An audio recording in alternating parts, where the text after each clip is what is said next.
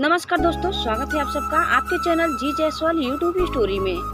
दोस्तों, आज हम लेकर के आए हैं शिव पुराण श्री रुद्र संहिता के तृतीय खंड के 16वें अध्याय से।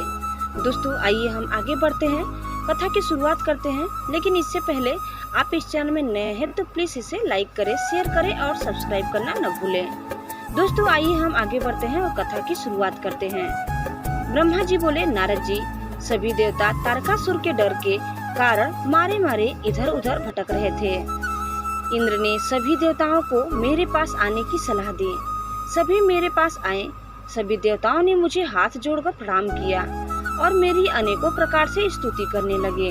अपना दुख दर्द बताते हुए देवता कहने लगे, हे विधाता, हे ब्रह्मा जी, आपने ही तारकासुर को अभय का वरदान दिया है। तभी से तारक त्रिलोकों को जीतकर अभिमानी होता जा रहा है। उसने लोगों को डरा धमका कर उन्हें अपने अधीन कर लिया है। तारक ने स्वर्ग पर भी अपना अधिकार स्थापित कर लिया है और हम सभी को स्वर्ग से निकाल दिया है। उसने इंद्र के सिंहासन पर भी अपना अधिकार कर लिया है। अब उसके आदेश से उसके असुर हमारे प्राणों के प्यासे बनकर हमें ही ढूंढ रहे हैं। तभी हम अपने प्राणों की रक्षा के लिए आपकी शरण में आए हैं। हे प्रभु, हमारे दुखों को दूर कीजिए। देवताओं के कष्टों को सुनकर मुझे बहुत दुख हुआ। मैंने उन्हें सांत्वना देते हुए कहा, मैं इस संबंध में कुछ भी नहीं कर सकता, क्योंकि तारकासुर के घोर तप से प्रसन्न होकर ही मैंने उसे अतुल्य बलशाली होने का वर प्रदान किया था। परंतु उसने मंदात होकर सभी देवताओं और मनुष्य को प्रताड़ित किया है और उनकी संपत्तियों पर जबरदस्ती अपना अधिकार कर लिया है। इसीलिए अब आप सभी इस बात से निश्चिंत रहिए कि एक दिन तारकासुर का विनाश अवश्य ही होगा। उसकी मृत्यु जरूर होगी, पर इस समय हम भी वश हैं। इस समय तारक को मैं, विष्णु जी और शिव जी, इन तीनों में से कोई भी मार नहीं सकता, क्योंकि उसने मुझसे वर पाया है कि उसका वध शिव जी के वीर से उत्पन्न उनके पुत्र के द्वारा ही हो सकता है। इसीलिए तुम सबको शिव जी के विवाह के पश्चात उनके पिता बनने तक प्रतीक्षा करनी ही पड़ेगी। प्रतीक्षा के अलावा अन्य कोई भी उपाय संभव नहीं है। यह सुनकर इंद्र सहित सभी देवता असमंजस में पड़ गए तथा पूछने लगे कि प्रभु, महादेव जी की प्रिय पत्नी सती ने तो अपना शरीर युग अग्नि में नष्ट कर दिया है। अब वे कैसे और किससे विवाह करेंगे और यह कैसे संभव हो सकेगा? तब मैंने उन्हें बताया कि प्रजापति दक्ष की पुत्री और त्रिलोकीनाथ शिव जी की प्राण वल्लभा सती हिमालय पत्नी मैना के गर्भ से जन्म लेकर बड़ी हो गई हैं। उनका नाम पार्वती है। पार्वती ही भगवान शिव की पत्नी बनने का गौरव प्राप्त करेंगी। अतः अब तुम भगवान शिव के पास जाकर उन्हें विवाह के लिए राजी करने की कोशिश करो। शिव पार्वती का पुत्र ही तुम्हें तारकासुर के भय से मुक्त करा सकता है। अतएव तुम भगवान शिव से प्रार्थना करो कि वे पार्वती के साथ विवाह करने के लिए राजी हो जाएं। इस बात को अच्छे से जान लो कि शिव पुत्र ही तुम्हारा उद्धार कर सकता है। अब मैं तारकासुर को समझाता हूँ कि वह व्यर्थ में देवताओं को तंग करना बंद कर दे और उन्हें उनका भाग वापस दे दे और स्वयं भी शांति से जीवन यापन करे। यह कहकर मैंने इंद्र व अन्य देवताओं को वहाँ से विदा किया। तत्पश्चात मैं स्वयं तारकासुर को समझाने के लिए उसके पास गया। तारकासुर ने मुझे प्रणाम किया और मेरी स्तुति एवं वंदना करने लगा। मैंने तारकासुर से कहा, हे पुत्र तारक, मैंने तुम्हारी भक्ति भाव से की गई तपस्या से प्रसन्न होकर तुम्हें मनवांछित वर प्रदान किए थे। वे वरदान मैंने खुशी से तुम्हारी बेहतर के लिए दिए थे, परंतु तुम उन वरदानों का गलत उपयोग कर रहे हो। वर प्राप्त करने के उपरांत तुम अपनी सीमाओं को भूल गए हो। अनावश्यक अभिमान के नशे में चूर होकर तुम्हें यह भी याद नहीं रहा कि देवता सर्वथा पूजनीय और वंदनीय होते हैं। तुमने उन्हें भी कष्ट पहुंचाया है, साथ ही उन्हें स्वर्ग से निकालकर बेघर कर दिया है। तुम्हारे सशस्त्र सैनिक अभी भी देवताओं को मारने के लिए ढूंढ रहे हैं। तारकासुर स्वर्ग पर सिर्फ देवताओं को ही अधिकार है। वहां से उन्हें निकालने की तुम्हारी कैसे हिम्मत हुई? स्वर्ग का राज्य छोड़कर वापस पृथ्वी पर लौट जाओ और वहीं पर शासन करो। यह मेरी आज्ञा है। तारकासुर को यह आदेश देकर मैं वहां से लौट आया। तत्पश्चात तारकासुर ने मेरी का सम्मान करते हुए स्वर्ग का राज्य छोड़ दिया। वह पृथ्वी पर आकर शोणित नामक नगर पर शासन करने लगा। मेरी आज्ञा पाकर देवताओं सहित देवेंद्र स्वर्ग लोक को चले गए और पूर्व की भांति पुनः स्वर्ग का शासन करने लगे। दोस्तों, श्री रुद्र संहिता के तृतीय खंड का 17वां अध्याय। ब्रह्मा जी बोले, नारद, स्वर्ग में सब देवता मिलकर सलाह करने लगे कि किस प्रकार से भगवान रुद्र काम से सम्मोहित हो सकते हैं। शिव जी किस प्रकार पार्वती जी का परिग्रहण करेंगे। यह सब सोचकर देवराज इंद्र ने कामदेव को याद किया। कामदेव तुरंत ही वहां पहुँचे। तब इंद्र ने कामदेव से कहा, हे मित्र, मुझ पर बहुत बड़ा दुख आ गया है। उस दुख का निवारण सिर्फ तुम ही कर सकते हो।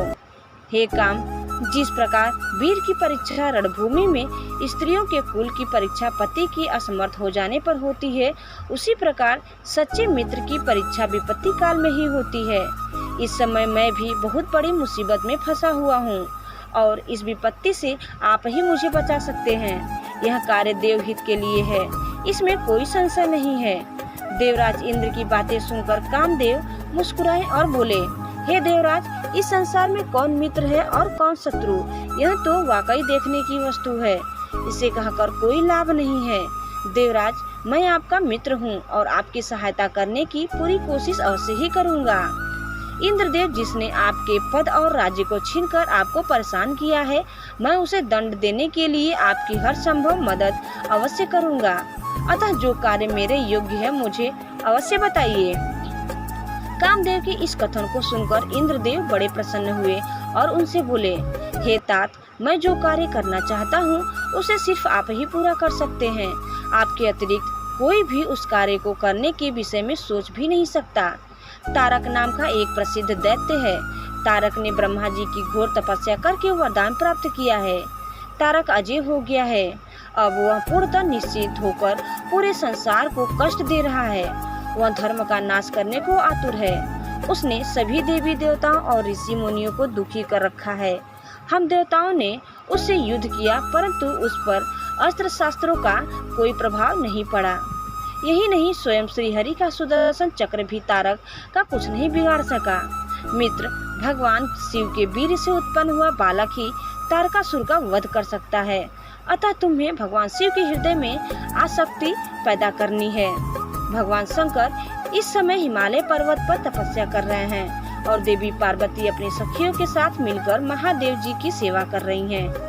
ऐसा करने के पीछे देवी पार्वती का उद्देश्य प्रभु शिव को पति रूप में प्राप्त करना है। परंतु भगवान शिव तो परम योगी हैं। उनका मन सदैव ही उनके बस में है। हे कामदेव, आप कुछ ऐसा उपाय करें कि भगवान शंकर के हृदय में पार्वती का निवास हो जाए और वे उन्हें अपनी प्राण वल्लभा बना उनका परिग्रहण करें। आप कुछ ऐसा कार्य करें जिससे देवताओं के सभी कष्ट दूर हो जाएं और हम सभी को तारकासुर नामक दैत्य से हमेशा के लिए छुटकारा मिल जाए। यदि कामदेव आप ऐसा करने में सफल हो जाएंगे तो हम सभी आपके सदैव आभारी रहेंगे। ब्रह्मा जी बोले, नारद, देवराज इंद्र के कथन को सुनकर कामदेव का मुख प्रसन्नता से खिल गया। तब कामदेव देवराज से कहने लगे कि मैं इस कार्य को अवश्य करूँगा। इंद्रदेव को कार्य करने का आश्वासन देकर कामदेव अपनी पत्नी रति और वसंत को अपने साथ लेकर हिमालय पर्वत पर चल दिए, जहाँ शिव जी तपस्या कर रहे थे। दोस्तों, श्री रुद्र संहिता के तृतीय खंड का 18वां अध्याय। ब्रह्मा जी बोले, हे मुनि नारद, कामदेव अपनी पत्नी रति और वसंत ऋतु को अपने साथ लेकर हिमालय पर्वत पर पहुँचे, जहाँ त्रिलोकीनाथ भगवान शिव शंकर तपस्या में मग्न बैठे थे। कामदेव ने शिव जी पर अपने बाण चलाए। इन बाणों के प्रभाव से शिव जी के हृदय में देवी पार्वती के प्रति आकर्षण होने लगा तथा उनका ध्यान तपस्या से हटने लगा। ऐसी स्थिति देख महायोगी शिव अत्यंत आश्चर्यचकित हुए और मन में सोचने लगे कि मैं क्यों अपना ध्यान एकाग्रचित नहीं कर पा रहा हूँ। मेरी तपस्या में यह कैसा विघ्न आ रहा है। अपने मन में यह सोचकर भगवान शिव इधर उधर चारों ओर देखने लगे। जब महादेव जी की दृष्टि दिशाओं पर पड़ी तो वे भी डर के मारे कांपने लगे। तभी भगवान शिव की दृष्टि सामने छिपे हुए कामदेव पर पड़ी। उस समय काम पुनः बाण छोड़ने वाले थे। उन्हें देखते ही शिव जी को बहुत क्रोध आ गया। इतने में काम ने अपना बाण छोड़ दिया, परंतु क्रोधित हुए शिव जी पर उसका कोई प्रभाव नहीं हो सका। वह बाण शिव जी के पास आते ही शांत हो गया। तब अपने बाण को बेकार हुआ देख कामदेव डर से कांपने लगे और इंद्र आदि देवताओं को याद करने लगे। सभी देवतागण वहां आ पहुँचे और महादेव जी को प्रणाम करके उनकी भक्ति भाव से स्तुति करने लगे। जब देवतागण उनकी स्तुति कर ही रहे थे, तभी भगवान शिव के मस्तक के बीचों बीच स्थित तीसरा नेत्र खुला और उसमें से आग निकलने लगी। वह आग आकाश में ऊपर उड़ी और अगले ही पल पृथ्वी पर गिर पड़ी, फिर चारों ओर गोले में घूमने लगी। इससे पूर्व की इंद्रदेव या अन्य देवता भगवान शिव से क्षमा याचना कर पाते, उस आग ने वहां खड़े कामदेव को जलाकर भस्म कर दिया। कामदेव के मर जाने से देवताओं को बड़ी निराशा व दुख हुआ। वे यह देखकर बड़े व्याकुल हो गए कि काम उनकी वजह से ही शिव जी के क्रोध का भागी बना। कामदेव के अग्नि में जलने का दृश्य देखकर वहां उपस्थित देवी पार्वती और उनकी सखियां भी अत्यंत भयभीत हो गईं। उनका शरीर जड़ हो गया, जैसे शरीर का खून सफेद हो गया हो। पार्वती अपनी सखियों के साथ तुरंत अपने घर की ओर चली गई। कामदेव की पत्नी रति तो मूर्छित होकर गिर पड़ी। मूर्छा टूटने पर वह जोर जोर से विलाप करने लगी। अब मैं क्या करूं, कहां जाऊं? देवताओं ने मेरे साथ बहुत बुरा किया, जो मेरे पति को यहाँ भेजकर शिव जी के क्रोध की अग्नि में भस्म करा दिया। हे स्वामी, हे प्राण प्रिया, ये आपको क्या हो गया? इस प्रकार देवी रति बोली, बिलखती रोती हुई अपने सिर के बालों को जोरों से नोचने लगी। उनके करुण क्रंदन को सुनकर समस्त चराचर जीव भी अत्यंत दुखी हो गए। तत्पश्चात इंद्र आदि देवता वहां देवी रति को धैर्य देते हुए उन्हें समझाने लगे। देवता बोले, हे देवी, आप अपने पति कामदेव के शरीर की भस्म का थोड़ा सा अंश अपने पास रख लो और अनावश्यक भय से मुक्त हो जाओ। त्रिलोकीनाथ करुणानिधान शिव जी अवश्य ही कामदेव को पुनः जीवित कर देंगे, तब तुम्हें पुनः कामदेव की प्राप्ति हो जाएगी। वैसे भी संसार में सब कुछ पूर्व निश्चित कर्मों के अनुसार ही होता है, अतः आप दुख को त्याग दे, भगवान शिव अवश्य ही कृपा करेंगे। इस प्रकार देवी रति को अनेक आश्वासन देकर सभी देवता शिव जी के पास गए और उन्हें प्रणाम करते हुए कहने लगे, हे भक्तवत्सल, हे त्रिलोकीनाथ भगवान, आप कामदेव के ऊपर किए अपने क्रोध पर पुनः विचार करिए। कामदेव यह कार्य अपने लिए नहीं कर रहे थे, इसमें उनका निजी स्वार्थ कतई नहीं था। हे भगवान, हम सभी तारकासुर के सताए हुए थे। उसने हमारा राज्य छीनकर हमें स्वर्ग से निष्कासित कर दिया था। इसीलिए तारकासुर का विनाश करने के लिए ही कामदेव ने यह कार्य किया था। आप कृपा करके अपने क्रोध को शांत करें और रोती बिलखती कामदेव की पत्नी रति को समझाने की कृपा करें, उसे सांत्वना दे, अन्यथा हम यही समझेंगे कि आप हम सभी देवताओं और मनुष्यों का संहार करना चाहते हैं। हे प्रभु, कृपा कर रति का शोक दूर करे। तब सदाशिव बोले, हे देवगणों, हे ऋषियों, मेरे क्रोध के कारण मैंने कामदेव को अपने तीसरे नेत्र से भस्म कर दिया है। जो कुछ हो गया है उसको अब बदला नहीं जा सकता, परंतु कामदेव का पुनर्जन्म अवश्य होगा, जब विष्णु भगवान श्री कृष्ण का अवतार लेंगे और रुक्मणी को अपनी पत्नी के रूप में स्वीकारेंगे। तब देवी रुक्मणी के गर्भ से श्री कृष्ण के पुत्र के रूप में कामदेव जन्म लेंगे। उस समय कामदेव प्रद्युम्न नाम से जाने जाएंगे। प्रद्युम्न के जन्म के तुरंत बाद ही संभर नाम का असुर उसका अपहरण कर लेगा और उसे समुद्र में फेंक देगा। रति, तब तक तुम्हें संभर के नगर में ही निवास करना होगा। वहीं पर तुम्हें अपने पति कामदेव की प्रद्युम्न के रूप में प्राप्ति होगी। वहीं पर प्रद्युम्न के द्वारा संबरासुर का वध होगा। भगवान शिव की बात सुनकर देवताओं ने प्रसन्नता पूर्वक उन्हें प्रणाम किया और बोले, हे देवाधिदेव महादेव करुणानिधान, आप कामदेव को जीवन दान दें और कामदेव के पुनर्जन्म तक देवी रति के प्राणों की रक्षा करें। देवताओं की यह बात सुनकर करुणानिधान भगवान शिव ने कहा कि मैं कामदेव को अवश्य ही जीवित कर दूंगा। वह मेरा गढ़ होकर आनंद पूर्वक जीवन व्यतीत करेगा। अब तुम सब निश्चिंत होकर अपने अपने धाम को जाओ। ऐसा कहकर महादेव जी भी वहां से अंतर्ध्यान हो गए। उनके कहे वचनों से देवताओं की सभी शंकाएं दूर हो गई। तत्पश्चात देवताओं ने कामदेव की पत्नी रति को अनेकों आश्वासन दिए और फिर अपने धाम को चले गए। देवी रति भी शिव आज्ञा के अनुसार संवर नगर को चली गई और वहां पहुंचकर अपने प्रियतम के प्रकट होने की प्रतीक्षा करने लगी। दोस्तों, श्री रुद्र संहिता के तृतीय खंड का 19वां अध्याय।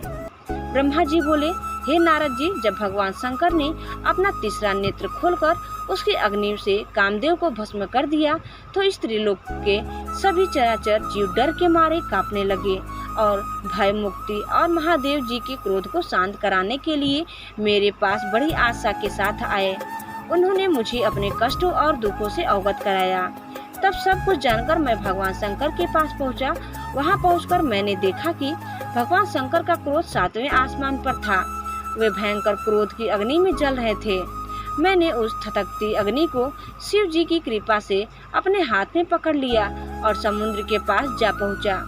मुझे अपने पास आया देखकर समुद्र ने पुरुष रूप धारण किया और मेरे पास आ गए और बोले, हे विधाता, हे ब्रह्मा जी, मैं आपकी क्या सेवा करूं? यह सुनकर ब्रह्मा जी कहने लगे, हे सागर, भगवान शिव शंकर ने अपने तीसरे नेत्र की अग्नि से कामदेव को भस्म कर दिया है। इस क्रोधाग्नि से पूरा संसार जलकर राख हो सकता है। इसी कारण मैं इस क्रोधाग्नि को रोककर आपके पास ले आया हूँ। हे सिंधुराज, मेरी आपसे यह विनम्र प्रार्थना है कि सृष्टि के प्रलय काल तक आप इसे अपने अंदर धारण कर लें। जब मैं आपसे इसे मुक्त करने के लिए कहूँ तभी आप इस शिव क्रोधाग्नि का त्याग करना। आपको ही इसे भोजन और जल प्रतिदिन देना होगा तथा इसे अपने पास धरोहर के रूप में सुरक्षित रखना होगा। इस प्रकार मेरे कहे अनुसार समुद्र ने क्रोधाग्नि को अपने अंदर धारण कर लिया। उसके समुद्र में प्रविष्टि होते समय पवन के साथ बड़े बड़े आग के गोले के रूप में क्रोधाग्नि समुद्र के पास धरोहर के रूप में सुरक्षित हो गई। तत्पश्चात मैं अपने लोक वापस लौट आया। दोस्तों, श्री रुद्र संहिता के तृतीय खंड का 20वां अध्याय। ब्रह्मा जी कहते हैं, नारद, जब भगवान शिव ने अपना तीसरा नेत्र खोलकर उसकी अग्नि से कामदेव को भस्म कर दिया तब मैंने उस क्रोध अग्नि से भयभीत देवताओं सहित सभी प्राणियों को भय से मुक्त कराने के लिए उस अग्नि को शिव की आज्ञा से पकड़ लिया और उसे लेकर मैं समुद्र तट की ओर चल पड़ा। समुद्र को उस क्रोध अग्नि को सौंपकर मैं वापस अपने धाम लौट आया। तब पूरा जगत भय मुक्त होकर पहले की भांति प्रसन्न हो गया। नारद जी ने ब्रह्मा जी से पूछा, हे दयानिधे, आप मुझे यह बताइए कि कामदेव के भस्म हो जाने पर पार्वती देवी ने क्या किया? वे अपनी सखियों के साथ कहाँ गई? हे प्रभु, कृपया मुझे इस बारे में भी बताइए। नारद जी के यह वचन सुनकर ब्रह्मा जी बोले, भगवान शंकर के तीसरे नेत्र से उत्पन्न अग्नि ने जब कामदेव को जलाकर भस्म कर दिया तब पूरा आकाश गूंजने लगा। यह दृश्य देखकर देवी पार्वती और उनकी सखियां डरकर अपने घर को चली गईं। वहां पहुंचकर पार्वती जी ने सारा हाल अपने माता पिता को बताया, जिसे सुनकर उन्हें बड़ा आश्चर्य हुआ। अपनी पुत्री को विहल देखकर हिमालय को बहुत दुख हुआ। हिमालय ने पार्वती के आंसुओं को पोंछकर कहा, पार्वती, डरो मत और रो मत। तब हिमालय ने अपनी पुत्री को अनेकों प्रकार से सांत्वना दी। कामदेव को भस्म करने के उपरांत शिव जी वहाँ से अंतर्ध्यान हो गए। तब शिव जी को वहाँ न पाकर पार्वती अत्यंत व्याकुल हो गई। उनकी नींद और चैन जाते रहे। वे दुखी और बेचैन रहने लगी। उन्हें कहीं भी सुख शांति का अनुभव नहीं होता था। तब उन्हें अपने रूप के प्रति भी शंका होती थी। पार्वती सोचती कि क्यों मैंने अपनी सखियों द्वारा समझाने पर भी कभी ध्यान नहीं दिया। देवी पार्वती सोते जागते, खाते पीते, नहाते धोते, चलते फिरते और अपनी सखियों के साथ होते हुए भी सिर्फ महादेव जी का ही ध्यान और चिंतन करती थी। इस प्रकार उनका मन शिव जी के विछोह की वेदना सहन नहीं कर पा रहा था। वे शारीरिक रूप से अपने पिता के घर और हृदय से भगवान शंकर के पास रहती थी। शोक में डूबी पार्वती बार बार मूर्छित हो जाती थी। इससे गिरिराज, हिमालय और उनकी पत्नी मैना बहुत दुखी रहती थी। वे पार्वती को समझाने की बहुत कोशिश करते थे, परंतु पार्वती का ध्यान शिव जी की ओर से जरा भी नहीं हटता था। हे देवर्षि नारद, एक दिन देवराज इंद्र की इच्छा से आप घूमते हुए हिमालय पर्वत पर आए। तब शैलराज हिमालय ने आपका बहुत आदर सत्कार किया और आपका कुशल मंगल पूछा। आपको उत्तम आसन पर बिठाकर हिमालय ने सारा वृत्तांत सुनाया। हिमालय ने बताया कि किस प्रकार पार्वती जी ने महादेव जी की सेवा आरंभ की। इसके बाद अपनी पुत्री के शिव पूजन से लेकर कामदेव के भस्म होने तक की सारी कथा आपको सुनाई। यह सब सुनकर आपने गिरिराज हिमालय से कहा कि आप भगवान शिव का भजन करें तत्पश्चात हिमालय से विदा लेकर आप एकांत में गुमसुम बैठी देवी पार्वती के पास आ गए। तब उनका हित करने की इच्छा से आपने उन्हें इस प्रकार सत्य वचन कहे। आपने कहा, हे पार्वती, तुम मेरी बातें ध्यान पूर्वक सुनो। तुम्हारी यह दशा देखकर ही मैं तुमसे यह बात कह रहा हूँ। तुमने हिमालय पर्वत पर पधारे महादेव जी की सेवा की, परंतु तुम्हारे मन में कहीं न कहीं अहंकार का वास हो गया था। शिव भक्त वत्सल हैं, वे अपने भक्तों पर सदैव अपनी कृपा दृष्टि बनाए रखते हैं। वे विरक्त और महायोगी हैं। तुम्हारे अंदर उत्पन्न हुए अभिमान को तोड़ने के लिए ही सदाशिव ने ऐसा किया है। अतः तुम उन्हें तपस्या द्वारा प्रसन्न करने का प्रयत्न करो। तुम चिरकाल तक उत्तम भक्ति भाव से उनकी तपस्या करो। तुम्हारी तपस्या से प्रसन्न होकर महादेव जी निश्चित ही तुम्हें अपने सहधर्मिणी बनाना स्वीकार करेंगे। यही शिव जी को पति रूप में प्राप्त करने का एकमात्र साधन है।